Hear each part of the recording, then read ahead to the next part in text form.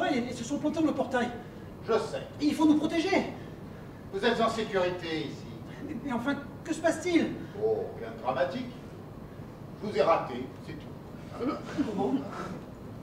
Cela ne me gêne pas de reconnaître mes erreurs. J'avoue qu'avec l'âge, je ne vise plus aussi bien qu'avant. Croyez-vous qu'un homme raisonnable s'amuserait à saccager son propre portail en bois? Ne craignez rien. Je ne tire que sur les gens qui s'approchent de ma maison.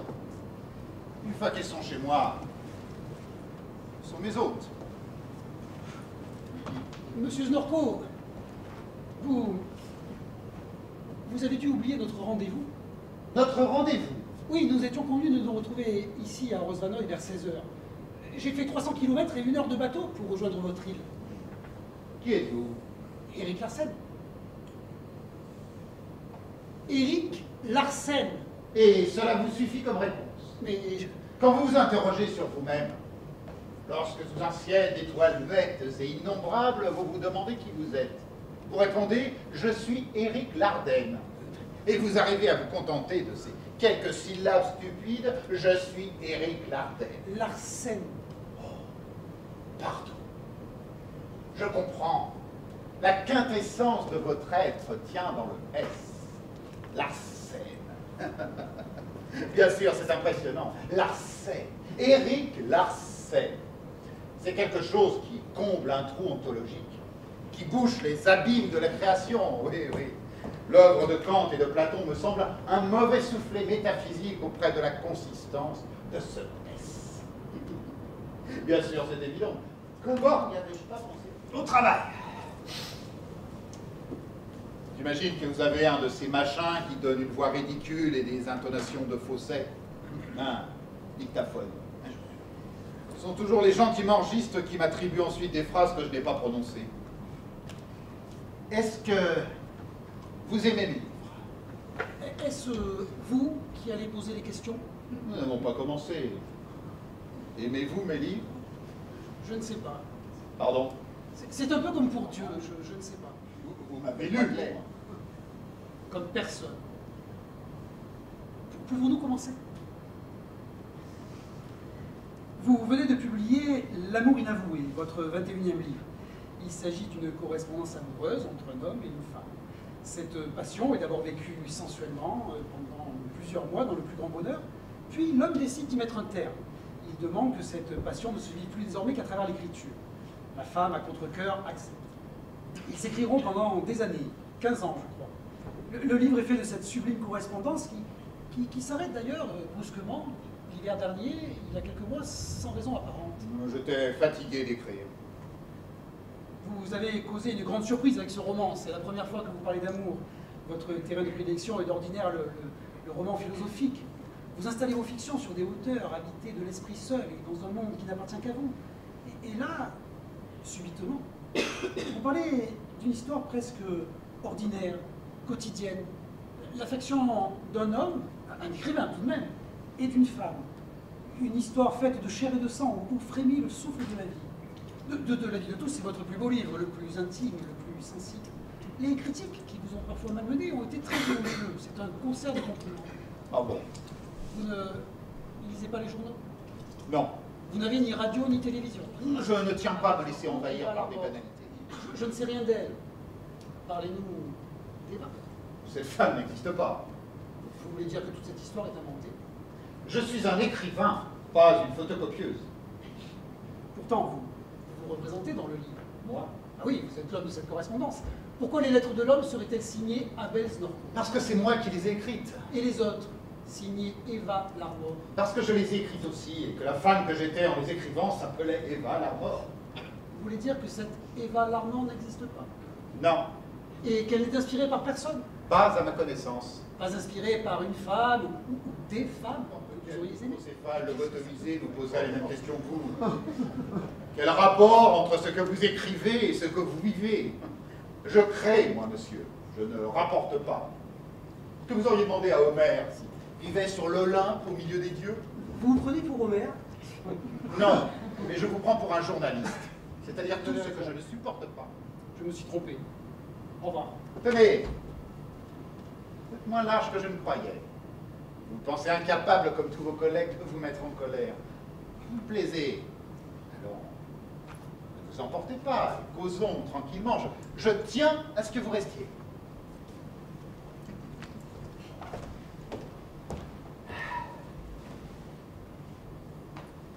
Je vous écoute.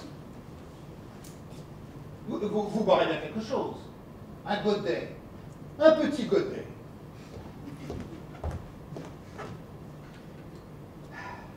Rien de tel qu'un petit godet glacé pour déglutir la glotte.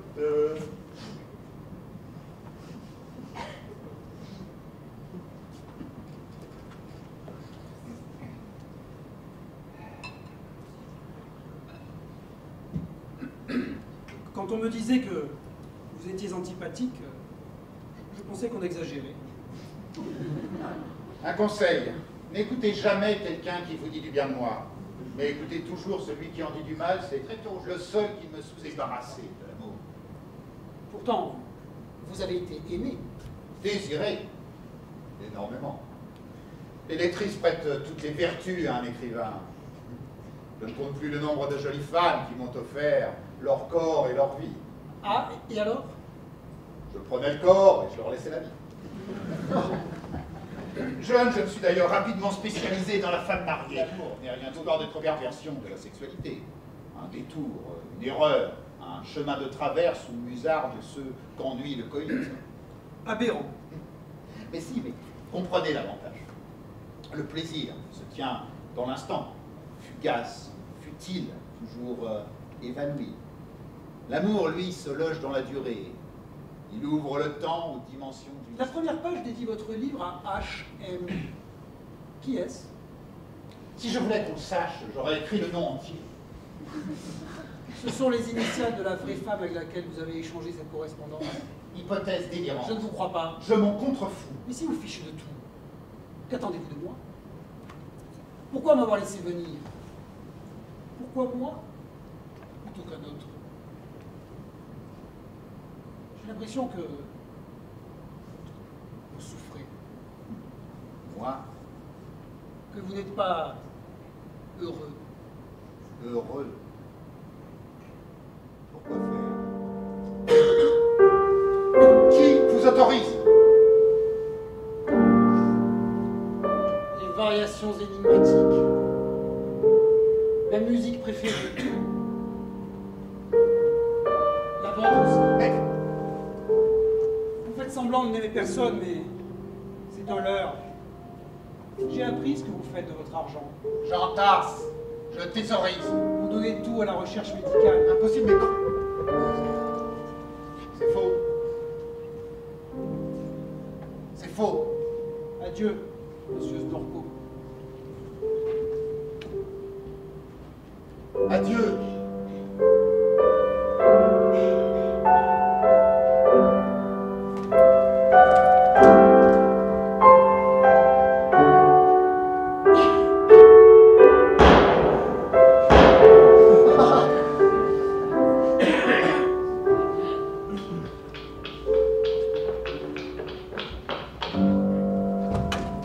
Mais vous êtes fou, mais complètement fou! Les balles sont passées à quelques centimètres de moi!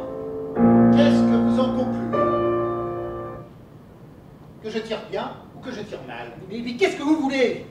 Vos impressions. Ça fait quel effet d'être pris pour un lapin? Mais qu'est-ce que vous attendez de moi? Mais dites-le qu'on en finisse! Asseyez-vous. Vous boirez bien quelque chose. Un godet. Un petit... En attendant, parlez-moi de vous. Je ne vois pas bien ce que je pourrais avoir envie de vous dire. Vous êtes marié? Oui, naturellement. Vous êtes marié et amoureux de votre femme, enfin. Vous le croyez. Qu'est-ce qui vous fait dire cela? Il émane de vous un fumet d'intense platitude. Ça sent la charentaise, le pot-au-feu, le mégot propre, le gazon coupé, la lavande dans les draps. Je ne vous vois pas risquer d'avoir un bonheur différent des autres. T'es dans la norme. Je vous ai fait venir lorsque j'ai su que vous habitiez Nobrovnik. Vous habitiez bien Nobrovnik? Oui. J'aimerais avoir des nouvelles de Nobrovnik. Parlez-moi de Nobrovnik. Vous connaissez? Oui, Non, enfin, disons que j'y suis jamais allé, mais on m'en a parlé. Pourquoi cette question? Votre livre. Dans L'amour inavoué, la description que vous faites de la ville où habite cette femme, la femme aimée, eh bien, j'avais l'impression que c'était Dubrovnik. Ah oui. Ah oui. Vous appelez le village autrement, mais lorsque Eva Larmor évoque la disposition des rues en spirale, lorsqu'elle indique la petite église de fer et de rondins bleus, elle décrit Dubrovnik. Coïncidence. Et lorsqu'elle s'attarde sur la fontaine du XVIe siècle, qui retrace la conquête du pôle Nord par le roi Gustave. Étonnant, non? Pour quelqu'un qui ne connaît pas Dubrovnik. Oui, mais nous avons parfois des fictions. Vous riez trop. Enfin, croyez-vous que je dédierais un livre à une admiratrice professeure de lettres au fin fond d'un trou gelé, simplement parce qu'elle m'a écrit 2 ou 3 fois pour me dire qu'elle aimait mes livres? À ce moment-là, je devrais dédier 20 romans par jour. C'est en moyenne ce que je reçois comme lettres. Vous expliquez trop. HM, c'est donc Hélène Metternach. Bon, écoutez, pour vous tranquilliser, je vais vous dire qui est HM. C'est Henri Metzger, mon premier éditeur. Je lui dois toute ma carrière. Mais comme il est mort et que j'ai changé de maison, par respect pour mon nouvel éditeur, je me suis contenté des initiales. Eva Larmor, dans mon livre, est inspirée par un personnage réel. Une femme que j'ai aimée. C'est votre compatriote, Hélène Metternach. Non. Si, nous nous sommes connus il y a 15 ans. J'ai rencontré Hélène à un congrès sur la jeune littérature nordique. Elle le suivait en étudiante.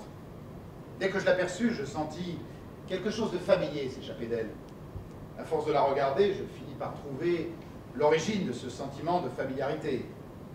Il venait de sa laideur. Pardon. Pour que l'amour se fortifie, j'ai imposé la séparation. Je ne comprends toujours pas. Vous ne comprenez pas? Mais la vie à deux développait une tension intolérable. Je ne me suis jamais senti aussi seul que lorsque je la frôlais constamment. Nous nous jetions l'un sur l'autre pour étancher une soif plus grande que nous, une soif inextinguible qui virait à la rage. Faisons l'amour jour et nuit. Nous aurions voulu nous couler dans une même chair. Chaque séparation devenait amputation. Si je ne la touchais pas, je hurlais, je cognais les murs. Rapidement, nous n'avons plus quitté l'appartement. Nous avons passé 5 mois, je crois, à nous étreindre. Tout ce qu'il y a de détresse dans l'amour, c'est avec elle. Vous avez sacrifié Hélène Metternach à votre œuvre. C'est un assassinat. Mais pas du tout. Nous avons rendu notre amour plus pur, plus essentiel, plus fort. Ah oui, l'amante idéale pour vous, c'est celle qui n'est pas là. Et vous? À partir du moment où nous avons cessé de nous jeter l'un sur l'autre, notre liaison a pu s'ouvrir à d'autres dimensions. En nous écrivant, nous parlions littérature, philosophie, art. Elle commentait chaque page que j'écrivais. Je crois même qu'Hélène fut le seul critique sincère que j'avais rencontré. Vous n'avez pas besoin de la présence d'Hélène, mais de son absence. Oui, vous avez bien fait de ne pas révéler au public que votre livre venait de votre vie. On aurait découvert qu'Abel Snorko, le grand Abel Snorko, n'est rien d'autre qu'un adolescent boutonneux qui se languit en attendant le facteur depuis 15 ans. Mais calmez-vous, enfin, cette scène est totalement hors de propos. Il ne fallait pas quitter cette femme. Vous l'avez détruite en l'éloignant. Mais vous avez vraiment le sommet enfoncé dans la boue. Tout a été fort entre nous. Je n'ai rien sacrifié du tout. Nous étions d'accord. C'est bien, Hélène Metternach. Très bien. C'est ma femme.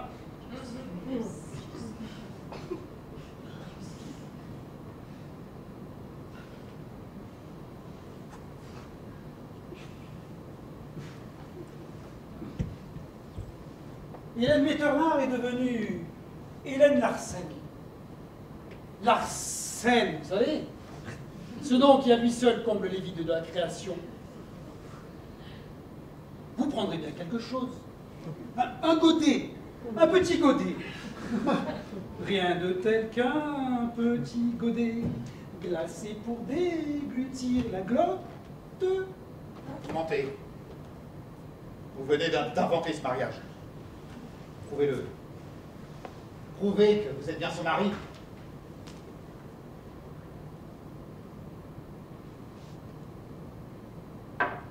Voulez-vous la photographie de notre mariage?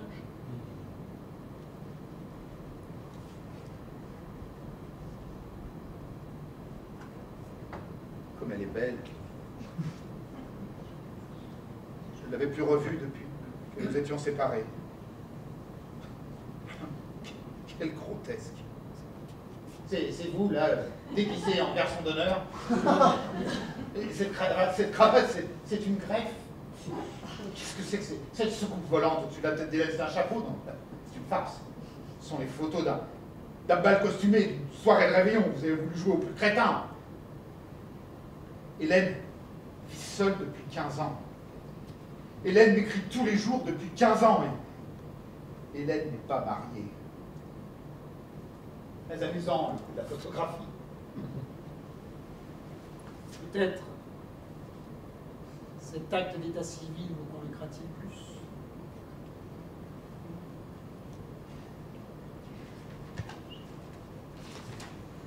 Le 7 avril, il y a 12 ans. 12 ans. Et vous voulez dire qu'elle vous a choisi, vous, comme étalon? Vous semblez aussi sexy qu'un poireau cuit. Ah bon? Parce que vous vous y connaissez en homme. Je sais reconnaître l'homme à femme. Ah, Hélène est la femme la plus sensuelle que j'ai jamais rencontrée.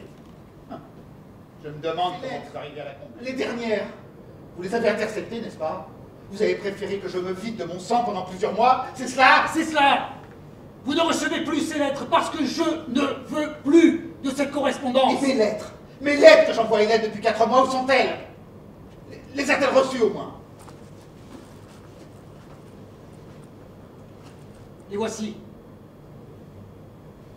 Elles ne sont même pas ouvertes. Vous préfériez que je les lise? Mais qu'est-ce que ça peut vous foutre, espèce de diminué du bulbe? Nous aurions pu continuer à vivre ensemble par correspondance si vous n'étiez pas intervenu. Il ne fallait pas publier ce livre. Sans la prévenir, vous avez révélé au monde 15 ans d'intimité. Mettre notre nom ne change rien. Vous avez tout vulgarisé. C'est obscène. Et tout ça pourquoi? Pour faire un livre. Pour gagner de l'argent, c'est ça? J'ai mes raisons. Ah oui! Oui. Et ces raisons ne regardent que moi. Et Hélène. Il se trouve dans ma dernière lettre. Celle que vous devez lui porter. Donnez-la moi.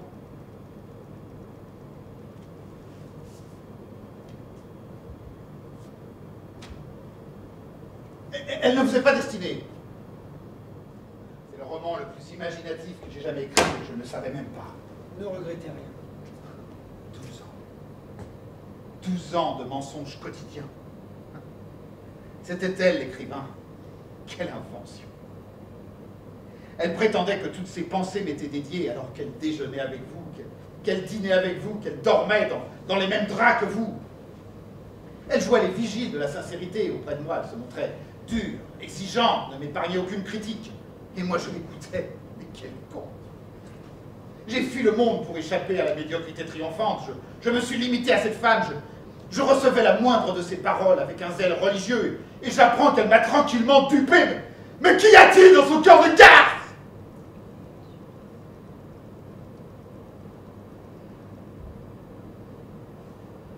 Rentrez chez vous. Et dites-lui que je ne veux plus entendre parler d'elle. Que je reprends tous les sentiments que je lui adressais. Que j'enlève tout. Qu'il n'y a qu'une seule chose que je ne désapprouve pas, c'est d'avoir publié notre correspondance. Car au fond, comme toutes les grandes salopes, elle est assez bon écrivain. Je lui dirai pas. Vous lui direz. Et ce livre, je le renie. Je lui donne tous les droits d'auteur. Il n'est plus de moi, il n'est que d'elle. Rassurez-la. Et dites-lui que sa petite supercherie, outre l'amusement qu'il a dû lui donner pendant 12 ans, lui rapportera des millions. Dites-lui que je ne veux plus rien partager avec elle, que je l'emmerde, que je la pulvérise. Je lui dirai pas. Mais si vous le direz, en petit chien qui accepte tout, transmettez-lui mon plus mauvais souvenir. Dites-lui qu'elle est une raclure de mouche et que je n'aurai une seconde de paix que le jour proche, j'espère, où je l'aurai totalement oublié, que pour moi elle est désormais finie, éteinte, rendue au néant des médias. Arrêtez, je lui dirai pas. Mais pourquoi? Parce qu'elle est morte. Moi, monsieur Snorko, c'est que parfois, tous mes soins, cette forme désespérée d'amour ne semblait plus toucher que de l'indifférence. Les derniers jours, elle ne parlait même plus. Elle était devenue si légère qu'on n'avait pas l'impression qu'elle était couchée, mais seulement qu'elle était posée à la surface du lit, comme un pauvre oiseau, sans aile. Je revenais à espérer qu'elle meure pour de bon, et j'avais honte de mes pensées. Elle était entre la vie et la mort. Et moi j'étais entre l'amour et la haine. Elle est morte le jour du printemps. Ce matin-là, dans une aube qui pour la première fois montrait la steppe verte jaunissante, les brins d'herbe qui appelaient le soleil, elle s'est endormie. Définitivement. Claire, je viens pour elle, pas pour vous. Mais j'avais bien compris. Vous comprenez bien que fondamentalement, nous ne serons jamais amis. Vous voyez ce que je veux dire? Je vois. Quand est-elle morte exactement? Je vous demande quel jour est morte Hélène. Un mardi. Le mardi 21 mars. Oui. Vous m'aviez dit que c'était le printemps, c'est vrai. Le jour du printemps, oui. Il y a 10 ans.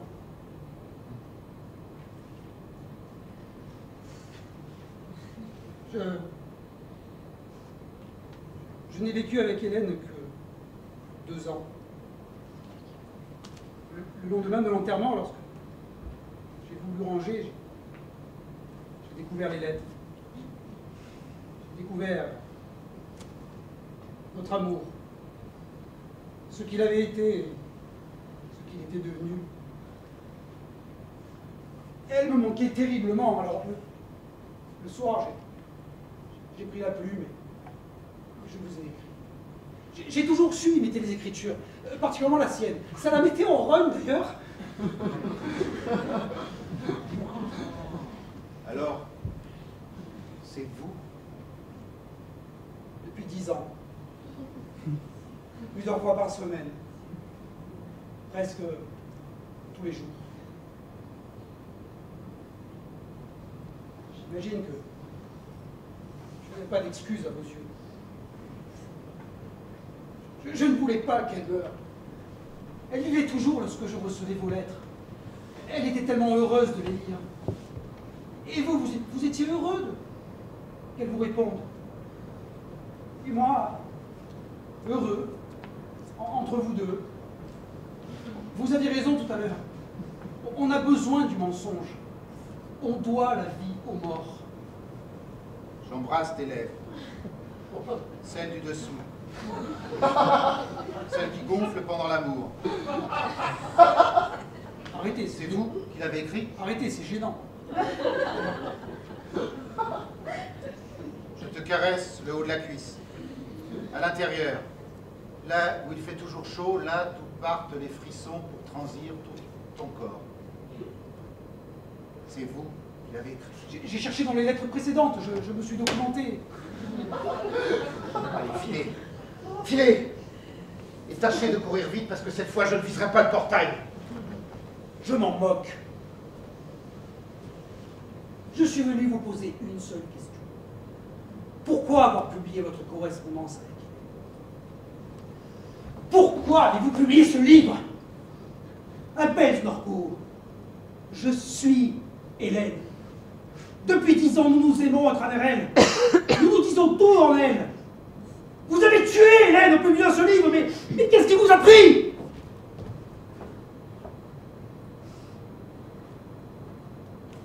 La réponse est dans votre poche. La dernière lettre. Celle que vous deviez lui porter. J'ai eu peur. Très peur. J'ai voulu voir Hélène. Elle a refusé. C'était le contrat. Ouais. C'était le contrat.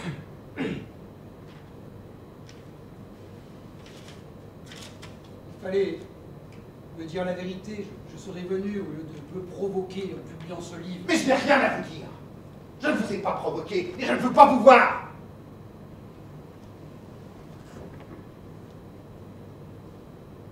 Parce que mon médecin m'a annoncé que j'avais ce crabe qui me rongeait progressivement, j'ai décidé que je ne me ferais pas soigner. Je ne voulais qu'une chose, revoir Hélène, sans lui dire qu'il s'agirait de Vous n'écrivez que pour faire vivre la les dernière fois.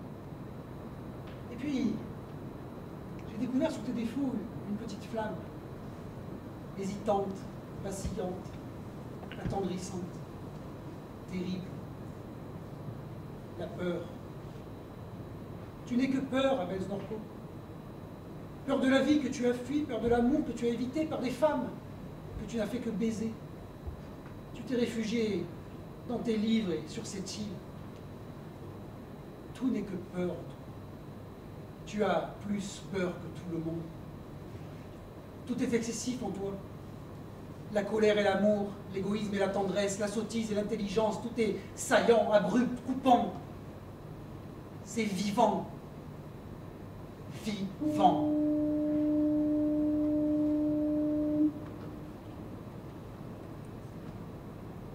J'ai besoin de vous. Dehors. Qu'allez-vous faire? Vieillir.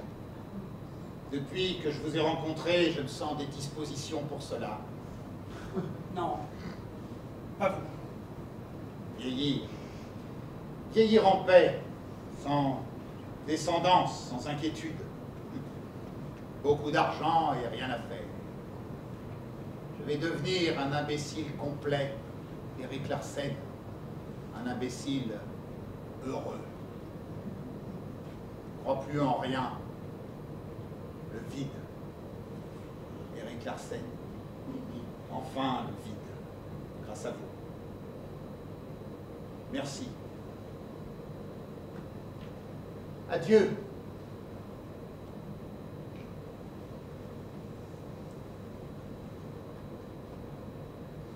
Adieu, Abel Snorko.